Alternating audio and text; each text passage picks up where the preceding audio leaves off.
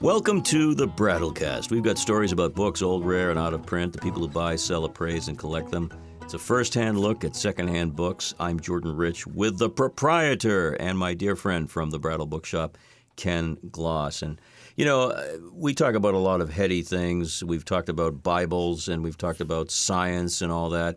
We're going to continue to talk about really important stuff because today you're breaking all ground rules. Today, a book on napkin folding. But not only that, if I can do this right, I am going to tie napkin folding into cloth origami into space exploration. You know, I mean, it's a high order. You've got to do it. But you had me at napkin folding, but that's okay. But one of the fun things about the store, and I actually brought another book in just in case time-wise we've got to do a filler. So I do have a book on Venetian blinds just in case. A full book. It looks like a large tome. It is a large one. But let's get to napkin folding. Okay. We bought a large library in one of the suburbs north of Boston. The person's family, the mother, and I think particularly the father, had sort of done flea market business, but books and that type of thing were a large part of it. And they just had a lot of interesting things. And from what I heard, probably 20, 25 years ago, everything got put into storage and have passed on. And they were finally, the sons, who are now probably in their 60s, were looking to finally clear it all out and make room and sell the property. And so we went out with my manager and we bought 2-3 truckloads of stuff. We paid a very good price. And the other day, there's a man. Now, I probably shouldn't say this, but there's a few very special customers who are more friends. Jordan, you're welcome to this too, because we consider you. I get to work at 5:30 in the morning. And usually that 5:30 to 8:30, 8:45 before the staff shows up, before I go out on appointments during the day, I'm getting work done, and it's very quiet and easy. But a few people actually know that I'm there. These are the special customers. These are the special customers. Well, they have to be friends, too. Yeah. And they'll call up and say, look, is there a chance I could come in at 7 or 6:30 and look through some things? And it would. A lot of them tell me now that it's a way of relaxing before getting to work. And depending on the day, sometimes I'll say no if I've got huge amounts. But most of the time, because they're good friends, I say, sure, come in. We have one friend who particularly likes ephemera, paper goods, odds and ends. And we usually, when we get boxes of it, we'll go through it, but I'll usually say, well, let's not put it out until Matthew comes in.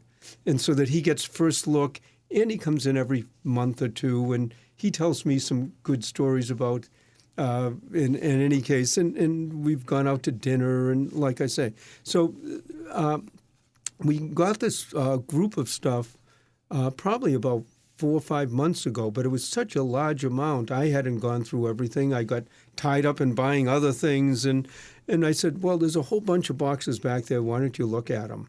And he, a lot of times, likes to pick things out on little art subjects. His business is art, and sometimes he has staff there, and they'll be working on a certain artist, and he'll try to find something and he can give them as a gift that relates to what they're putting out. Right. He also likes collecting things, particularly Canadian art. He's from Canada.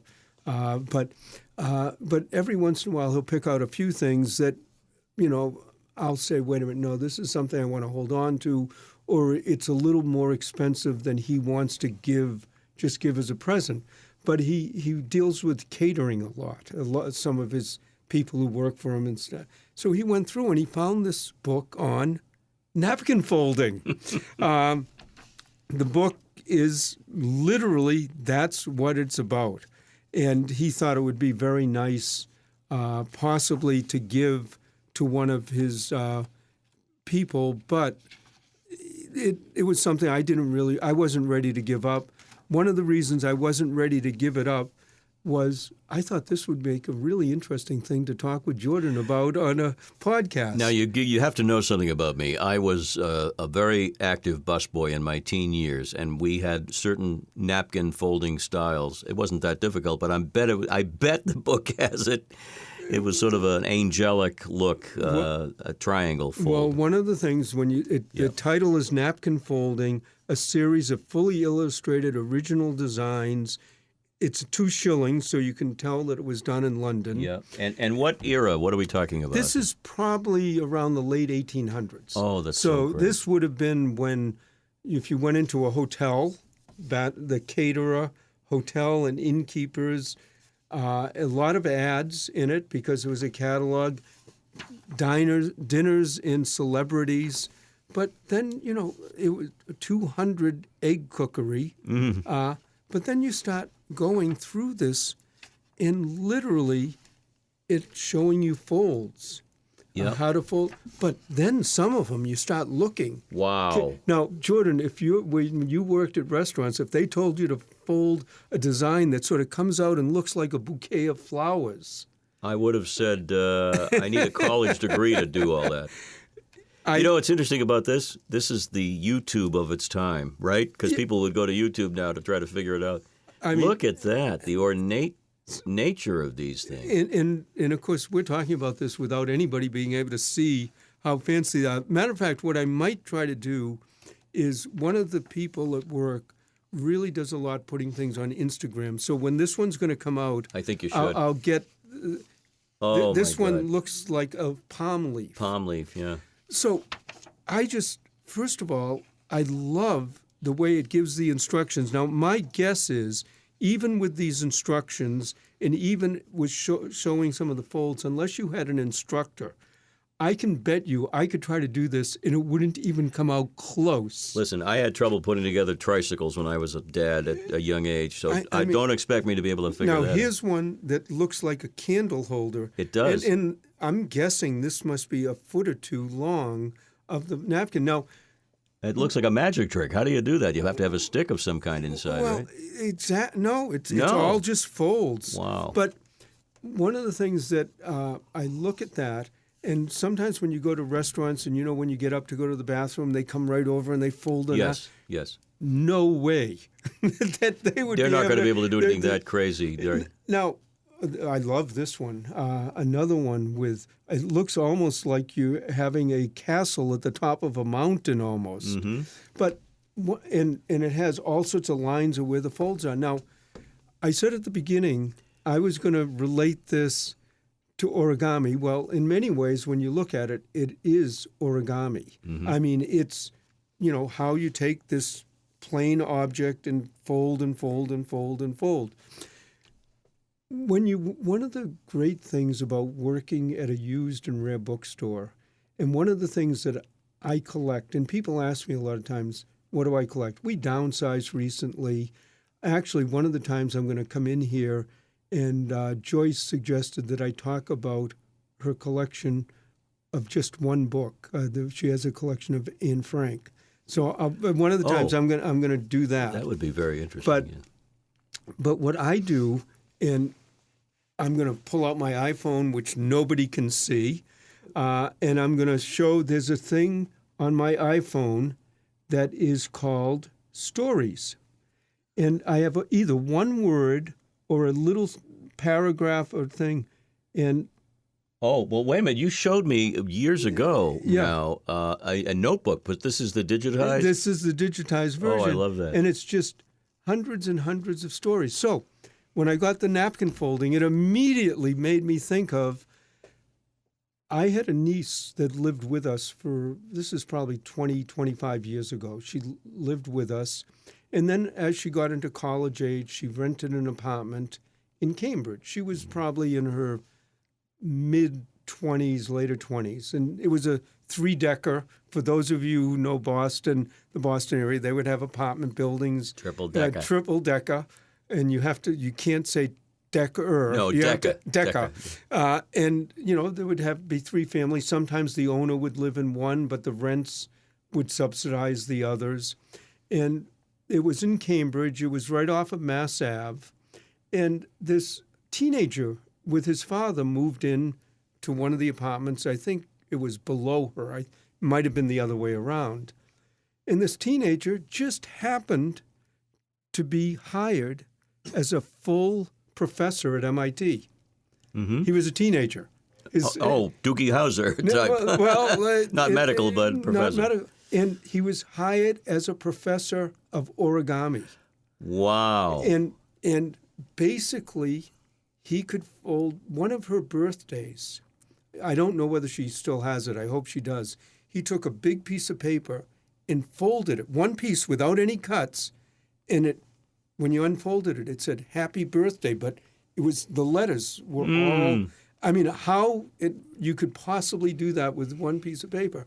Well, it turns out origami is an incredibly intricate mathematical item, and he still is at MIT. Still to this day. Still to this day, and a lot of manufacturing, and how to packaging and so on is how you fold it. Now, we also went to a museum probably 10 years after he made that birthday thing for my niece, and there was a whole exhibit at a museum of his artistic origami. Oh, but it was beautiful. It was beautiful, gorgeous, and mind-boggling of how you could possibly do this. Now, I was realizing more and more. One of my best friends at the time ran all of Gillette's factories, and he said, "Yeah, packaging is a big deal in condensing it and how you package it because that's how you transport it."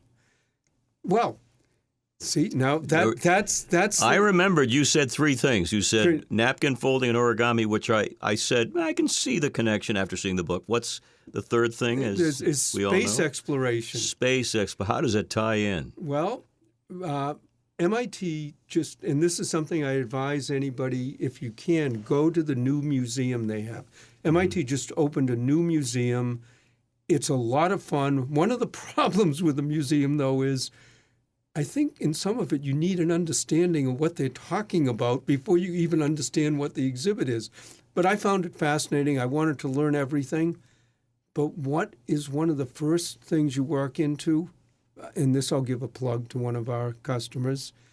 You go in and Ben, who's been a great customer of ours, you see a whole exhibit on his father, who just won the Nobel Prize for gravity waves. So that's getting off the point. Next to gravity waves, though, is the space satellite that launched the new camera that's like 1 million miles. The Webb telescope? The Webb telescope. Right. But if you remember, when they sent that out to get the antennas out. I know what you're saying. It was all folded in there in an incredible way that they got these huge antennas and solar panels shields. Right. And it unfolded it like a flower. It unfolded like a flower perfectly. And guess who did most of that scientific research? That teenage professor. The teenage professor. Not a teenager at the time, maybe, but no, close. He's a lot older now. But maybe when he was a little kid, maybe he saw a book on napkin folding. You never know. As it's so funny, I was with my grandkids over the last week, and, let's set the table together. So, of course, that may be the first time they've folded a paper napkin and put it on the right or wrong side, doesn't matter. But as crazy as it sounds, that book could come in handy. I bet that book would be a delight for people in the industry who are real artists, who really love this kind of stuff.